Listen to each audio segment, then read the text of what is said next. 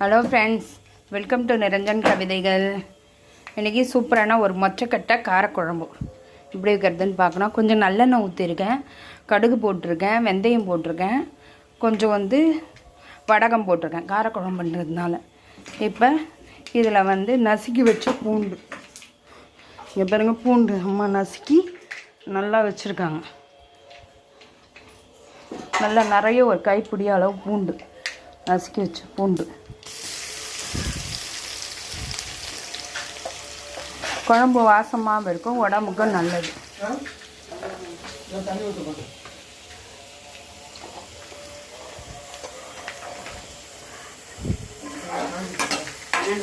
நசுக்கி வச்ச பூண்டு. அம்மா கொஞ்சம் வீடியோ எடுமா மாமா.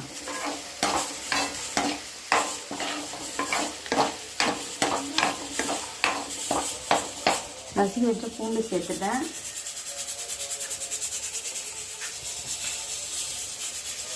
இப்போ கருவேப்பிலை சேர்க்குறேன்.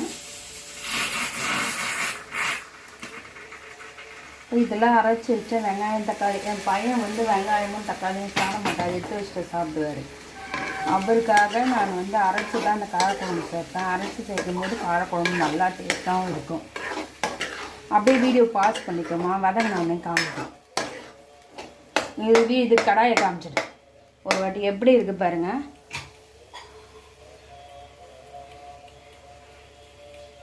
அப்படியே வீடியோ பாஸ் பண்ணிக்க. இப்போ ஆல்ரெடி நம்ம அரைச்சி விட்ட தக்காளி பூண்டு எல்லாம் வதக்கின்னு இருக்கா. அது கூடயே மொச்சக்கட்டையும் போட்டு வதக்கிட்டேன் ஒரு வதக்கு. ஏன்னா அந்த ஃப்ளேவர் இறங்கணுன்றதுனால. இப்போ கத்திரிக்காய் போடுறேன். கத்திரிக்காய் போடுறேன், பச்சை கத்திரிக்காய். பாருங்கள், ஆமாம், வதக்கிறதே கலர்ஃபுல்லாக இருக்குது பாருங்கள். பாருங்கள், இதுவே குழம்பு மாதிரி தான் இருக்குது நமக்கு. இதெல்லாம் ஆல்ரெடி புளி உப்பு சேர்க்க போகிறோம் நம்ம.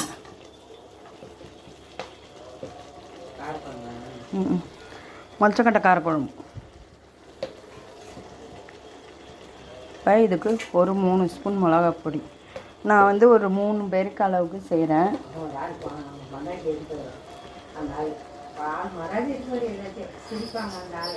3 பேர் அளவுக்கு நான் இப்போ குழம்பு வச்சுருக்கேன்.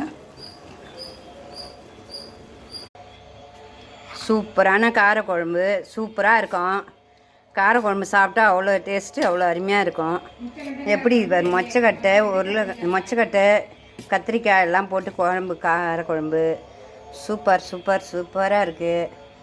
எவ்வளோ டேஸ்ட்டு பாருங்கள்.